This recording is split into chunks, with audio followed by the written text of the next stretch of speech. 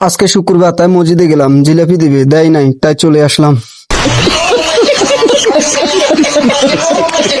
আবার গেলাম, জিলাপি দিল, সবাই পেলো, কিন্তু আমি পেলাম না, মন খারাপ, চলে আসলাম। ডিপ্রেশন। জুস বিক্রি করলো, সবাই খেলো, আমি খেতে পারলাম না, পকেটে টাকা নাই, মন খারাপ, চলে আসলাম। মসজিদ থেকে বের হলাম, বের হয়ে দেখে নিজের জুতা নাই, অন্যজনের জুতা চুরি করার চেষ্টা করলাম, দেখলে বেঁধে ফিরবে, তাই নিজে জুতা নিয়ে নিলাম।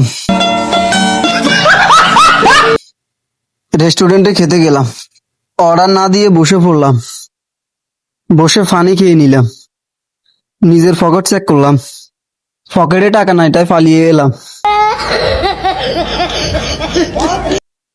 রাস্তায় একটা সিএনজি পেলাম, তাই নিজের মনে করে উঠে বসলাম, আবার নেমে আবার উঠলাম, চুরি করার চেষ্টা করলাম, ধরা পড়ে গেলাম, বেঁধে রাখলো।